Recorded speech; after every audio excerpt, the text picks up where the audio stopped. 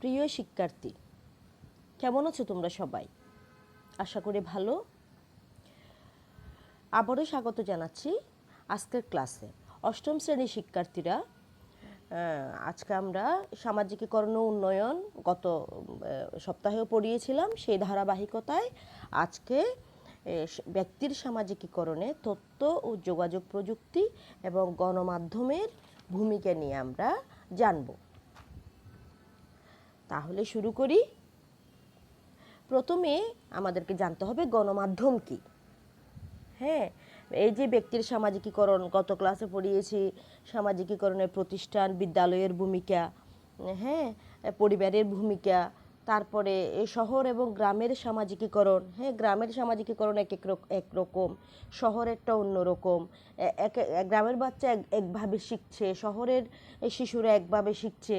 হ্যাঁ, তাদের এই যে মাধ্যমগুলো রয়েছে, এই মাধ্যমগুলোর প্রভাবেই এক একজনের সামাজিকীকরণ এক এক প্রকারের হয়ে থাকে। এখানে বিভিন্ন মাধ্যমগুলো খুব গুরুত্বপূর্ণ ভূমিকা রাখে। আমরা প্রথমে জানব গণমাধ্যম কি।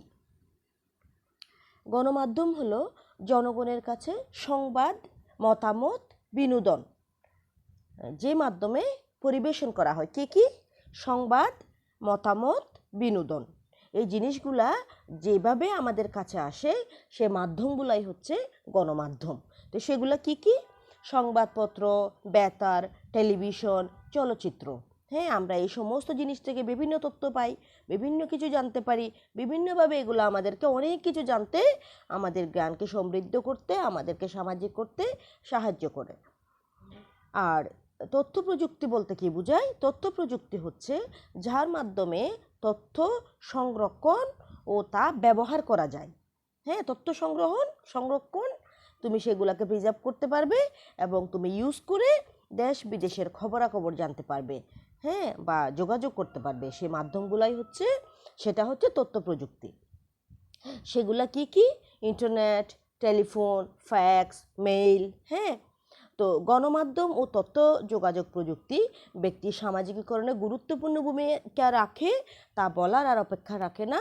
আজকের দিনে তথ্য প্রযুক্তির প্রসার দিন দিন বেড়ে চলেছে, ওগুলো ছাড়া আমাদের চলছেই না। হ্যাঁ, এর গুরুত্ব বাড়বে বই কমবে না। এখন আমরা এই যে তথ্য প্রযুক্তি, প্রথমে আসছে সংবাদপত্র। এক একটা তথ্য প্রযুক্তি, এক একটা মাধ্যম, হ্যাঁ, গণমাধ্যম আমাদেরকে কি উপায়ে সামাজিক করছে বা সামাজিকীকরণে শিশুদেরকে বা আমাদেরকে সাহায্য করছে। আমাদের মতো উন্নয়নশীল দেশে সংবাদপত্র জনশিক্ষার একটি গুরুত্বপূর্ণ মাধ্যম। এখানে আমরা কি করতে পারি? আপন সমাজ এবং বিশ্ব সম্পর্কে একটি স্বচ্ছ ধারণা সৃষ্টি করে মানুষের কি করে মনের সংকীর্ণতাকে দূর করে তাকে জানার পরিধি বাড়িয়ে দেয়, তার মনের পরিধি বাড়িয়ে দেয়, তাকে কি করে তোলে? সহনশীল করে তোলে, সহমর্মী করে তোলে, বিশ্বজনীনতার বোধ সৃষ্টি করে। সেটা কি জিনিস? এই যে তুমি দেশ বিদেশের তথ্য খবর, তাদের অর্থনীতি, বাণিজ্য, তারপরে দেশের মানুষের কালচার, কৃষ্টি, সংস্কৃতি, প্রত্যেকটা বিষয় তুমি ওভারঅল ওখান থেকে জানতে পারবে এবং দেশ সম্পর্কে সচেতনতা তৈরি হবে, দেশপ্রেম বোধ তৈরি হবে। দেশের একজন সচেতন নাগরিক হিসেবে তুমি তোমার জানার পরিধি বেড়ে যাবে, তুমি অনেক কিছু জানতে পারবে। এটা আমাকে যে কোনো সমাজে কোপ করার একটা অন্যতম মাধ্যম। এবার আসো বেতার বা রেডিও। এখন না তোমার সংবাদপত্র বলো, চলচ্চিত্র বলো, নেট বলো, মেইল বলো হয়েছে। একটা সময় শুধু বেতারের উপর আমরা অনেকটা ডিপেন্ডেন্ট ছিলাম। তো বেতার শুধুমাত্র খবরই পরিবেশন করে না, শিক্ষা এবং বিনোদনমূলক নানা অনুষ্ঠান প্রচার করে শিক্ষার্থীদের মনে বা মানুষের মনে কি তৈরি করে? গণসচেতনতা বৃদ্ধি করে, সংস্কৃতি বোধ তৈরি করে, তাকে কি করে তোলে? তাকে ব্যক্তিত্বশীল, রুচিশীল করে তোলে। তাহলে বেতারের ভূমিকাও কিন্তু কম নয়। তারপরে আসো টেলিভিশন। বেতারের পরপরে যেটার খুব জনপ্রিয়তা হয়ে উঠেছিল সেগুলো হচ্ছে টেলিভিশন। টেলিভিশন সবচেয়ে শক্তিশালী জনমাধ্যম, কারণ হচ্ছে সেখানে তুমি কথা শুনবে, সাথে সাথে ওই লোকটাকে দেখতে পাচ্ছ, কার্যক্রম দেখতে পাচ্ছ, তোমার চোখের সামনে সব ভেসে আসছে। বেতারও তো তুমি মন দিয়ে কান দিয়ে শুনতে হয় শুধু, হ্যাঁ, দৃশ্যটা তুমি দেখতে পাচ্ছ না। এখানে তোমাকে তোমার ভিতরে এই যে মানুষের চিন্তা ভাবনা জীবনযাপনকে খুবভাবে প্রভাবিত করে তথ্য শিক্ষামূলক অনুষ্ঠান, নাগরিকদেরকে আনন্দ শিক্ষা দেয়। সাধারণ মানুষ বিশেষ করে শিশু কিশোরদের উপর টেলিভিশনের প্রভাব খুব বেশি।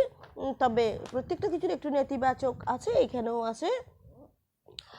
টেলিভিশন খুব আকর্ষণীয় এবং তথ্যমূলক অনুষ্ঠান প্রচার করা হয়, সেটা কী করে মানুষকে আলোকিত করে, হ্যাঁ, জ্ঞানের সঞ্চার করে, জানার আগ্রহ তৈরি করে, দেশ সংস্কৃতি ঐতিহ্য, হ্যাঁ, সঙ্গে নবীন প্রজন্ম পরিচিত হতে থাকে এবং দেশপ্রেম জাগিয়ে তোলে। ফলে সামাজিকীকরণের কাজটি সহজে হয়ে ওঠে, কিশোরদের মনে গুরুত্বপূর্ণ প্রভাব ফেলে। অন্যদিকে এই যে অনেক সময় অশ্লীল নাটক, সিনেমা, কুরুচিপূর্ণ অনুষ্ঠান, হ্যাঁ, সেগুলা বাচ্চাদের মনে প্রভাব ফেলে, অসুস্থ এবং বিকৃত মানসিকতা তৈরি হতে পারে। অনেক বাচ্চারা রাত জেগে টেলিভিশন দেখে, সেক্ষেত্রে তাদের পড়াশোনারও ক্ষতি হতে পারে। হ্যাঁ, এরপরে আসো, এটা হচ্ছে একটু নেতিবাচক প্রভাব, কিন্তু আমরা নেতিবাচকটাকে বাদ দিয়ে যে ইতিবাচক দিকগুলো গ্রহণ করার চেষ্টা করে সেটা আমাদের জীবনে আমরা প্রয়োগ করার চেষ্টা করব। চলচ্চিত্র খুব গুরুত্বপূর্ণ মাধ্যম, আমাদেরকে রুচিশীল, মানবিক, সহমর্মিতা বোধ জাগিয়ে তোলার মাধ্যমে সামাজিকীকরণে গুরুত্বপূর্ণ ভূমিকা রাখে চলচ্চিত্র। সুস্থ, সুন্দর, সুস্থ ধারার চলচ্চিত্র একটা কিশোর এবং শিশু মনে বা একটা মানুষের মনে দারুণভাবে কি বোধ জন্ম, বিবেককে জাগ্রত করে, তাকে ভাবতে শেখায়, তাকে রুচিশীল হতে শেখায়, মানুষের মূল্যবোধ তৈরি করে, হ্যাঁ, তাকে ব্যক্তিত্বশীল করে তোলে। অন্যদিকে নেতিবাচক তো অবশ্যই আছে প্রত্যেকটা কিছুর। এই নেতিবাচক প্রভাব হলো আমরা এই যে অসুস্থ চলচ্চিত্র আমাদেরকে কি মানসিক বিকাশ, মানসিক বিকলাঙ্গ করে, আমাদেরকে সামাজিকীকরণ সহায়তা করার পরিবর্তে সামাজিক মূল্যবোধের অবক্ষয় এবং অপরাধ প্রবণতা ও বিশৃঙ্খলার কারণ হয়ে দাঁড়ায়। ঠিক আছে, এবার আসো তথ্য এবং যোগাযোগ প্রযুক্তির প্রভাব। এটা কিভাবে করছে? আজকাল তো আমরা ইন্টারনেট, মোবাইল ছাড়া চলতেই পারছি না। আমরা আমাদের অনেক বন্ধু বান্ধব, আত্মীয় স্বজন, হ্যাঁ, তোমারও আছে, আমারও আছে, দেশের বাইরে আজকাল বিশ্ব, হ্যাঁ, আমাদের হাতের মুঠোয়। বিশ্বের বিভিন্ন জায়গায় আমাদের আত্মীয় স্বজনরা আছেন, বন্ধু বান্ধবরা আছেন। সেগুলোর সাথে ভাব বিনিময়, খোঁজ খবর নেয়া, হ্যাঁ, ব্যবসায়িক সম্পর্ক থাকে বিভিন্ন দেশের সাথে, আমাদের বিভিন্ন দেশের ব্যবসা বাণিজ্য কালচার সম্পর্কে জানার আগ্রহ আছে। এই সমস্ত জিনিসগুলো আমরা ঘরে বসে খুব স্বল্প সহজে সময়ে আমরা কি দেখতে পারি, সব কিছু বুঝতে পারি। কিছুদিন আগেও এই জিনিসটা ছিল না। আমরা এখন একটা দিনও আমরা কিন্তু এই তথ্য প্রযুক্তি ছাড়া চলতে পারছি না। এইভাবে ব্যক্তির সামাজিকীকরণ এবং তথ্য উন্নয়নে এটি একটি মাইল ফলক। মেইলে আসো। মেইল শব্দটির সাথে তুমিও পরিচিত, আমিও পরিচিত। হ্যাঁ, মেইল অর্থ কী? মেইল হচ্ছে ইলেকট্রনিক মেইল। ইমেইল হচ্ছে ইলেকট্রনিক মেইলের সংক্ষিপ্ত রূপ। ইমেইল মানে ইলেকট্রনিক মেইল। এর মাধ্যমে কি করি আমরা? দেশে বিদেশে খুব কম খরচে তথ্য এবং চিঠিপত্র আদান প্রদান আমরা করতে পারি, খুব স্বল্প খরচে। হ্যাঁ, এটা পৃথিবীব্যাপী যোগাযোগ ব্যবস্থায় যুগান্তকারী পরিবর্তন এনেছে। এটার মাধ্যমে বিশ্বের ব্যক্তির সামাজিকীকরণ এবং তার মাধ্যমকে পরিবর্তনশীল করতে এর কোনো বিকল্প নেই। হ্যাঁ, এই মেল আমাদেরকে অতি সহজে, অতি দ্রুত আমাদেরকে বিশ্বের সাথে পরিচিত করিয়ে দিচ্ছে। Electronic commerce, e commerce. Email যেমন ইলেকট্রনিক মেল, ই কমার্স মানে ইলেকট্রনিক কমার্স, সংক্ষেপে ই কমার্স বলে আর কি। এটা হচ্ছে অনলাইনে ক্রেতা বিক্রেতার মাধ্যমে পণ্য লেনদেন করা। মাল্টিপলে আসতে পারে, ইমেল কি, ইলেকট্রনিক মেল কি, গণমাধ্যম কি, বিভিন্ন ছোট ছোট ছোট ছোট প্রশ্নগুলা, ছোট ছোট উত্তরগুলা মনে রাখার চেষ্টা করবে, আন্ডারলাইন করে করে পড়বে। তারপরে তোমার এটা হচ্ছে তাহলে কি বলেছিলাম? ইমেল ই কমার্স কি? এই পদ্ধতিতে অনলাইনে ক্রেতা বিক্রেতার মধ্যে পণ্য লেনদেন করা যায়। ক্রেতা বিক্রেতার মধ্যে পণ্য লেনদেন করা যায়। এটাও তাহলে খুব দরকারি জিনিস। আমি ঘরে বসে অনেক ব্যবসা বাণিজ্য করতে পারছি, বাইরে যেতে হচ্ছে না অনেক সময়।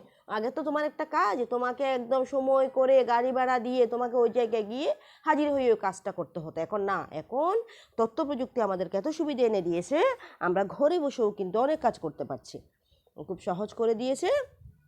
এবং এটা খুব আমাদের জন্য সহায়ক। ফেসবুক, টুইটার সবাই পরিচিত। যোগাযোগ, আমরা বন্ধুত্ব সৃষ্টি, যোগাযোগ সৃষ্টি, মতামত এবং ছবি বিনিময়। শুধু এটা না, সারা বিশ্বের সংস্কৃতি, তথ্য, আমরা বিভিন্ন ইনফরমেশন আমরা পেয়ে যাচ্ছি। এটি যোগাযোগের একটি যুগান্তকারী ভূমিকা রাখছে। তবে বিজ্ঞানের অনেক আবিষ্কারের মতো ইন্টারনেট, ফেসবুক, টুইটারের নেতিবাচক দিক আছে।